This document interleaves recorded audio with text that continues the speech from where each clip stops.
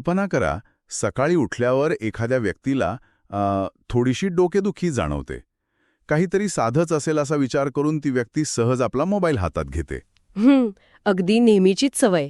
हो, आणि मग ती व्यक्ती गुगलवर सकाळी होणारी डोकेदुखी आणि मळमळ असं सर्च करते.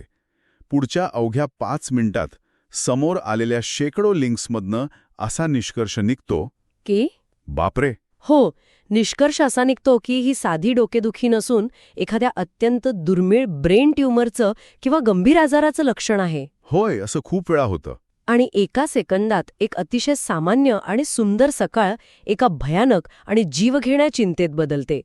आपल्यापैकी जवळपास प्रत्येकाने कधी ना कधी कोणत्या ना कोणत्या लक्षणासाठी असा इंटरनेटचा आधार नक्कीच घेतला असेल. अगदी. आणि त्यातून नाहक भीतीचा अनुभवही घेतला असेल. बरोबर. ठीक आहे, आपण या सगळ्याचा सविस्तर उलगडा करूया, कारण आजची आपली ही सखोल चर्चा याच वास्तवावर आधारित आहे. नक्की. आज आपण एका अशा विषयावर बोलणार आहोत जो आपल्या सर्वांच्या रोजच्या जीवनाचा एक अविभाज्य भाग बनला आहे. इंटरनेट आणि आर्टिफिशियल इंटेलिजन्सच्या म्हणजे एआयच्या या अतिप्रगत युगात स्वतःचं डॉक्टर होण्यामागे दडलेले अत्यंत गंभीर धोके. हा खूप महत्वाचा विषय आहे. आणि या आजच्या सविस्तर वेधासाठी आपल्याकडे एक अतिशय विश्वासार्ह आणि अभ्यासपूर्ण माहितीचा स्रोत उपलब्ध आहे. कोल्हापूरच्या सचिन सुपर स्पेशालिटी क्लिनिकचे प्रख्यात हृदयरोग तज्ज्ञ डॉक्टर सचिन पाटील यांनी हे जे सखोल मार्गदर्शन केले आहे त्यावर आधारित आपण ही चर्चा पुढे नेणार आहोत. हो, डॉक्टर पाटील यांनी या मानसिक आणि शारीरिक चक्रावर खूप छान प्रकाश टाकलाय. जर एका वाक्यात सांगायचं झाले तर इंटरनेट हे आज ज्ञानाच्या एका अथांग महासागरासारखे झाले आहे. पण आरोग्याच्या बाबतीत या पुरात पोहून जायचे की वाहून जायचे हे ठरवणे आता अत्यंत गरजेचे बनले आहे. अगदी बरोबर. आणि या विषयाचा मोठा संदर्भ समजून घेणं खूप आवश्यक आहे. जर आपण थोडं मागे वळून पाहिलं तर पूर्वीच्या काळी काय व्हायचं? शरीरात थोडी जरी कुरबुर जाणवली, काही दुखलं खुपलं की लोक अत्यंत हक्काने आपल्या फॅमिली डॉक्टरांकडे जात असत. हो, तेव्हा एक वेगळाच विश्वास होता. होय, तिथे एक विश्वास होता, एक मानवी संवाद होता. पण आज चित्र पूर्णपणे बदलले आहे.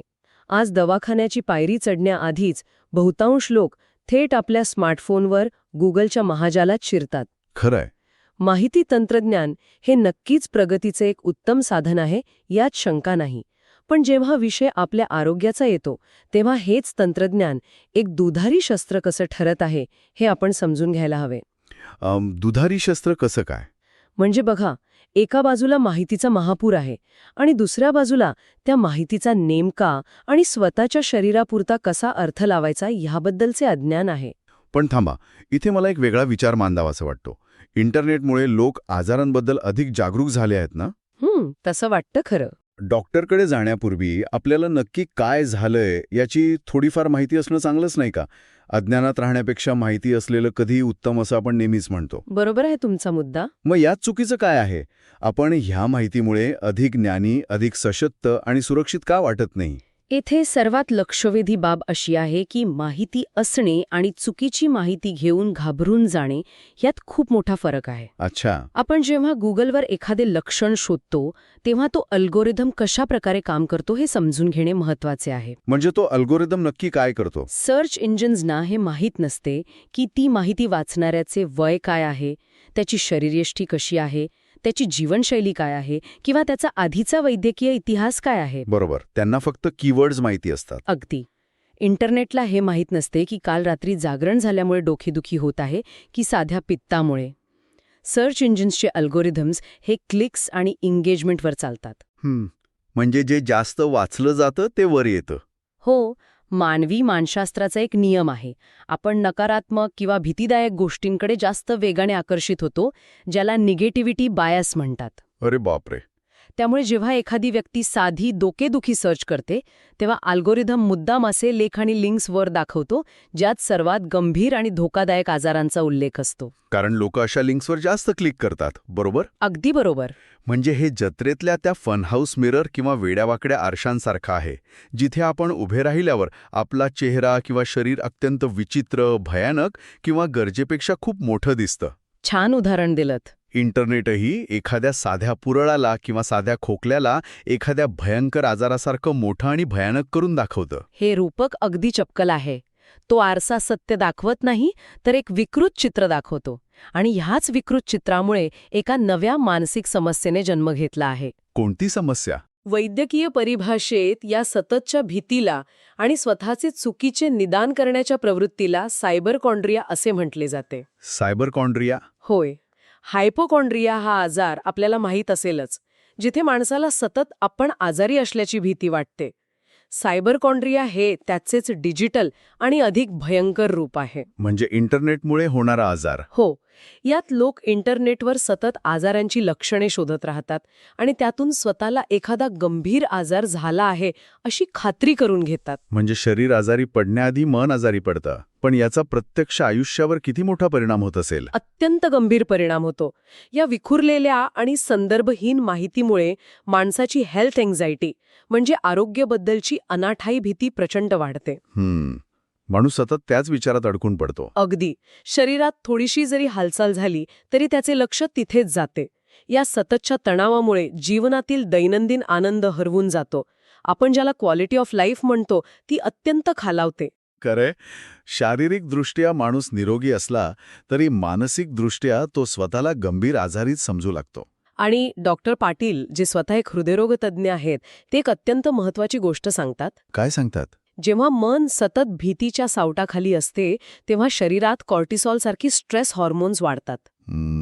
कॉर्टिसॉल? हो. आणि याचा थेट परिणाम हृदयाचे ठोके वाढण्यावर आणि रक्तदाब वाढण्यावर होतो.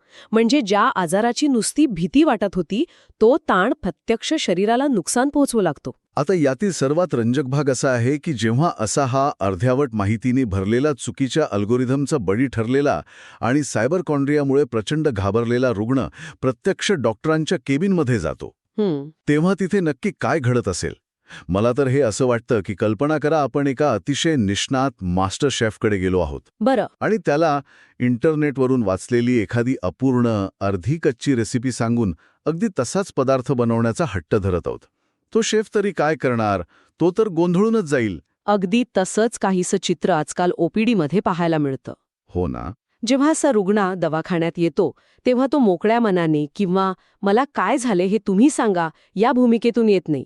तो आधीच अनेक पूर्वग्रह, स्वतः काढलेले निष्कर्ष आणि मनात 100 शंका घेऊन आलेला असतो. म्हणजे तो स्वतःला डॉक्टर समजतो? होय. त्याला वाटत असते की त्याने इंटरनेटवर जे वाचले आहे तेच अंतिम सत्य आहे.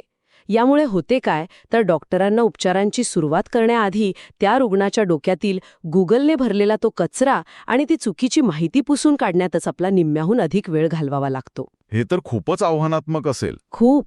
रुग्णाचा डॉक्टरांवरील विश्वास कमी होतो, कारण डॉक्टर जे सांगत आहेत ते त्याच्या मोबाईलवरील माहितीशी जुळत नसते. आणि या सर्वांचा सर्वात मोठा फटका प्रत्यक्ष उपचार प्रक्रियेला बसतो.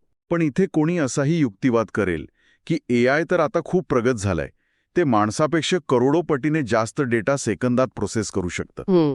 मग भविष्यात हे अल्गोरिदम्स डॉक्टरांपेक्षा अधिक अचूक निदान करू शकणार नाहीत का? हा एक अतिशय रास्त प्रश्न आहे.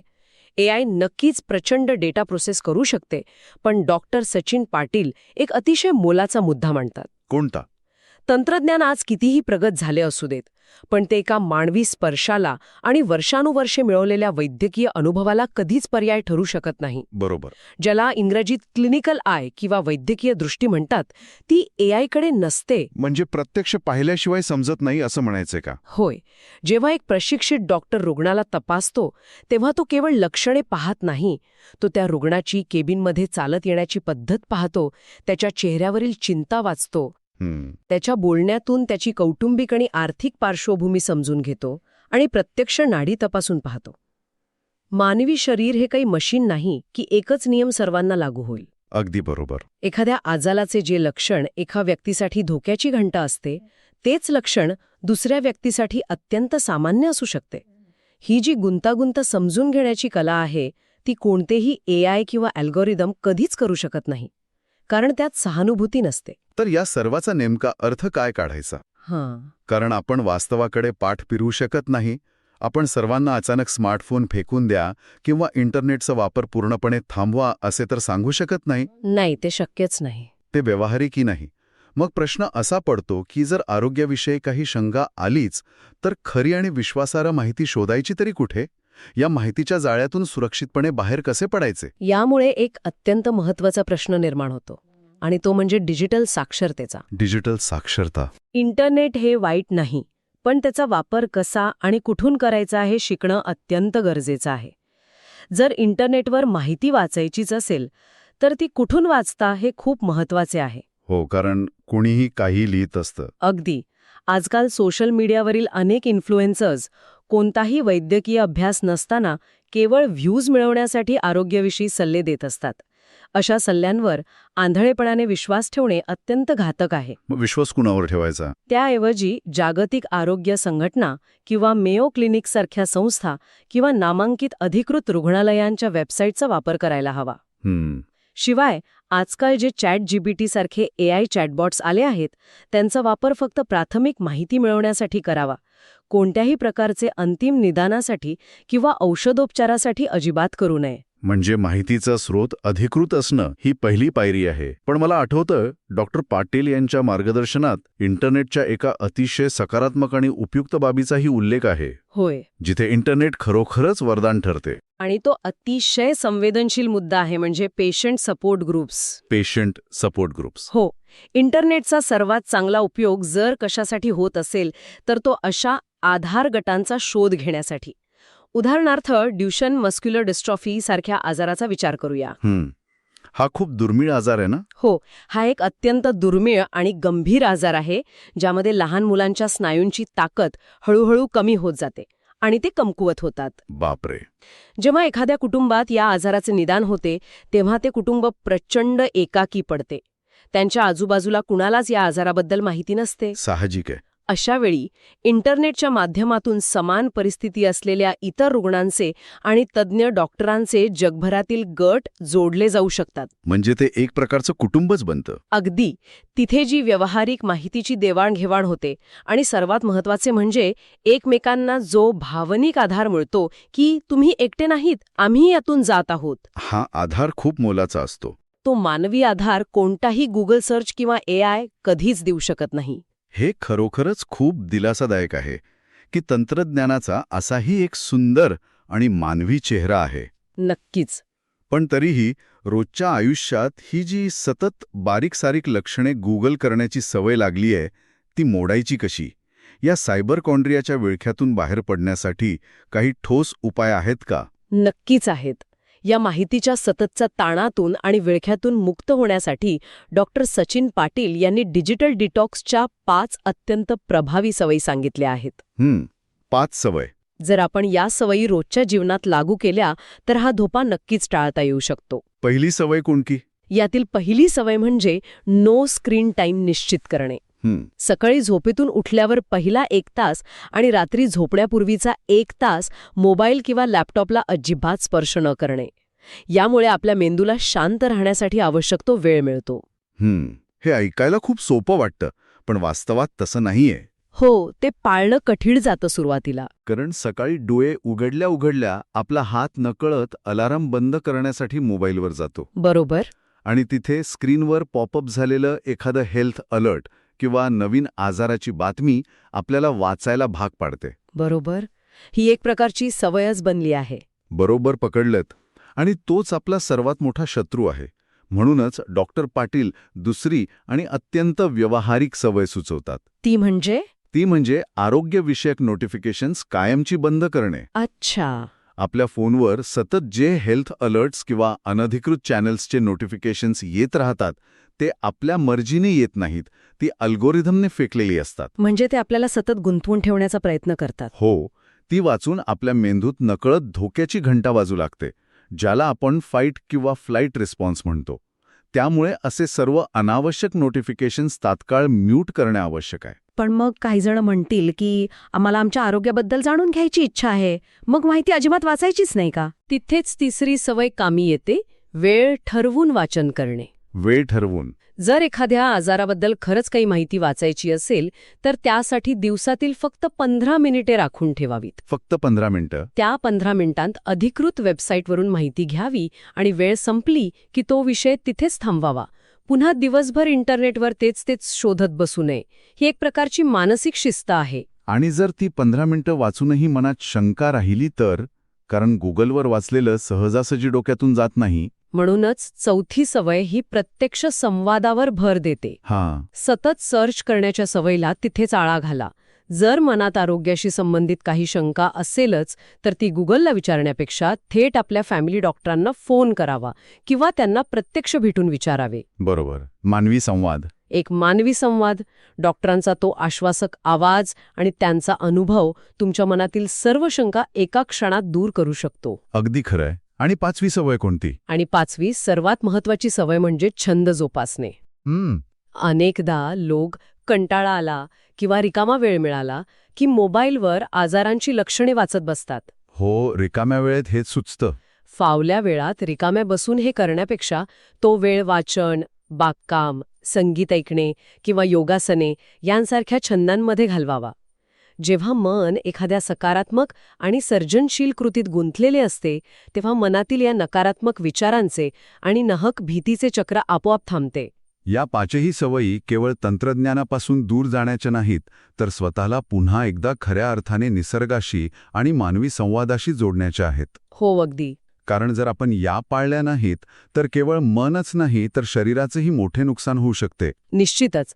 डॉक्टर पाटील एक हृदयरोगतज्ञ म्हणून आवर्जून काही अतिरिक्त धोक्यांची जाणीव करून देतात. कोणते धोके? जेव्हा एखादी व्यक्ती सतत आजारांबद्दल सर्च करत असते तेव्हा तिचा मेंदू तासनतास एका प्रचंड तणावाखाली म्हणजे क्रॉनिक स्ट्रेसखाली राहतो.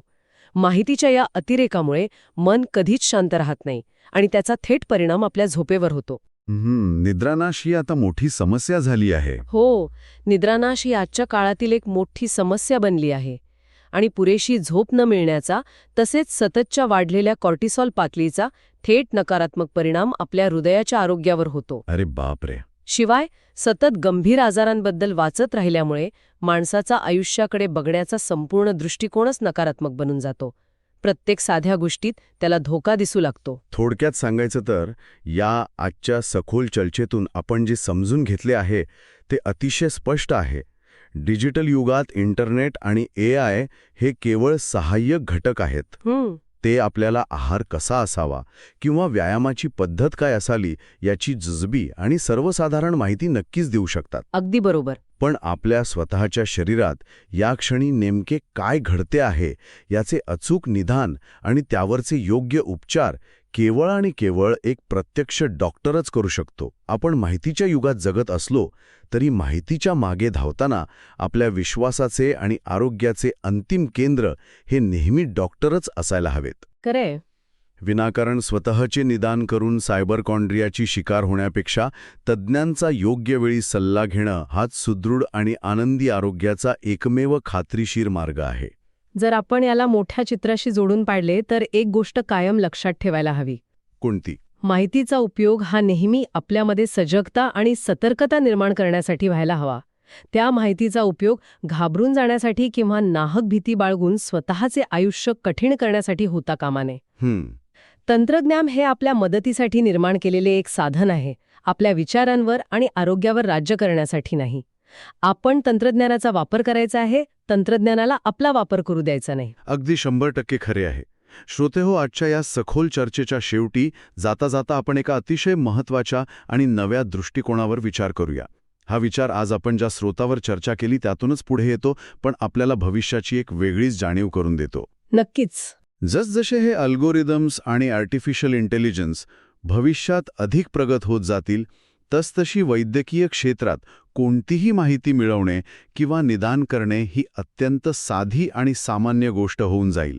ते एका क्लिकवर कुणालाही सहज शक्य होईल. पण विचार करा, अशा एका कमालीच्या तांत्रिक आणि यंत्रवत जगात एका माणसाने म्हणजे एका डॉक्टरने दुसऱ्या माणसाच्या आपल्या रुग्णाच्या डोळ्यात पाहून त्याच्या त्या न सांगितलेल्या वेदना समजून घेणे, त्याच्या पाठीवर आधाराचा हात ठेवणे आणि त्यातून मिळणारा तो उबदार भावनिक आधार, खूप मोलाचा आहे तो आधार. हीच भविष्यात आरोग्याच्या क्षेत्रातील सर्वात दुर्मिळ आणि मौल्यवान गोष्ट ठरणार नाही का? AI तुम्हाला आजार सांगेल, पण तो आजार पेलण्याची ताकद फक्त एक माणूसच देऊ शकेल. यावर नक्की विचार करा. पुन्हा भेटूया अशाच एका नव्या सखोल वेधासह. तोपर्यंत सजग रहा, सुरक्षित रहा आणि निरोगी रहा. तर ही होती कोल्हापुरातील सचिन सुपर स्पेशालिटी क्लिनिकचे प्रख्यात हृदयरोग तज्ज्ञ डॉक्टर सचिन पाटील यांच्या लिखाणावर व मार्गदर्शनावर आधारित उद्बोधक चर्चा. निर्मिती होती ओमकार आगवणे यांची.